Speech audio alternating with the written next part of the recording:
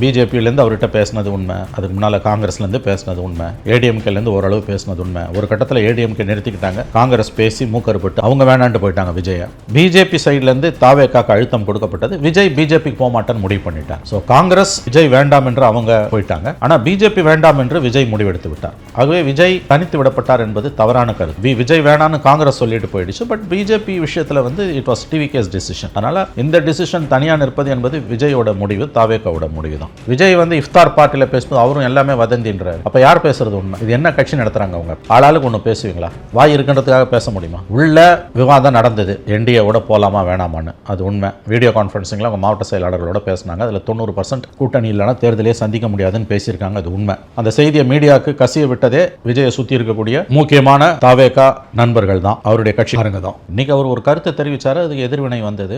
அவர் ரஜினி ஒரு அறிக்கை கொடுத்தாரு, அதுக்கு ஒரு விளக்கம் கொடுத்தாரு, ஆல்மோஸ்ட் மன்னிப்பு கேட்டாரு, மேட்டர் எண்ட்ஸ் தேர், அவ்வளவுதான். ரஜினி திரும்ப அதுக்கு விளக்கம் கொடுத்தாரு அப்படிங்கிறதுல ஒரு விஷயம் பார்க்கப்படுது. ஏன்னா இவ்வளவு நாள் நீங்க சொன்ன மாதிரி நிறைய பேர் சொல்லியிருக்காங்க, அதுக்கு பெருசா ரஜினி ரெஸ்பிரேட் பண்ணதில்லை. ஆனா இதற்கு ரஜினிகாந்த் அவர்கள் விளக்கம் கொடுத்திருக்காங்க அப்படின்னா, இந்த மாதிரி சிச்சுவேஷன்ல அவருக்கு அழுத்தம் கொடுக்கப்பட்டதுனால, அது திமுகலேருந்து வந்திருக்கலாம், பாஜகலேருந்து வந்திருக்கலாம், அதனால இவர் விஜயை சொல்லியிருக்கிறாரு அப்படின்றாங்க. எனக்கு தெரியாது, அது அழுத்தமானு தெரியாது. மேட்டர் எண்ட்ஸ், முடிஞ்சு போச்சு, அவ்வளவுதான். இதெல்லாம் எலெக்ஷன் இஷ்யூ கிடையாது. மெயின் இஷ்யூ இந்த 5 வருட ஸ்டாலின் ஆட்சி வேணுமா வேணாமான்றதான், ஆட்சியோட நிறைகுறைகள் தான் இஷ்யூ. இதெல்லாம் சைடு இஷ்யூஸ், இதை பற்றி நாம் பேசுவதை தவிர்க்கலாம். இது பிரச்சனையே கிடையாது. இது பிஜேபியிலேருந்து அவர்கிட்ட பேசினது உண்மை, அதுக்கு முன்னால் காங்கிரஸ்லேருந்து பேசினது உண்மை, ஏடிஎம்கேலேருந்து ஓரளவு பேசினது உண்மை. ஒரு கட்டத்தில் ஏடிஎம்கே நிறுத்திக்கிட்டாங்க, காங்கிரஸ் பேசி மூக்கறுப்பட்டு அவங்க வேணான்ட்டு போயிட்டாங்க விஜயை. பிஜேபி சைட்லேருந்து தாவேக்காக்கு அழுத்தம் கொடுக்கப்பட்டது, விஜய் பிஜேபிக்கு போக மாட்டேன்னு முடிவு பண்ணிட்டார். ஸோ காங்கிரஸ் விஜய் வேண்டாம் என்று அவங்க போயிட்டாங்க, ஆனால் பிஜேபி வேண்டாம் என்று விஜய் முடிவெடுத்து விட்டார். ஆகவே விஜய் தனித்து விடப்பட்டார் என்பது தவறான கருத்து. விஜய் வேணான்னு காங்கிரஸ் சொல்லிட்டு போயிடுச்சு, பட் பிஜேபி விஷயத்தில்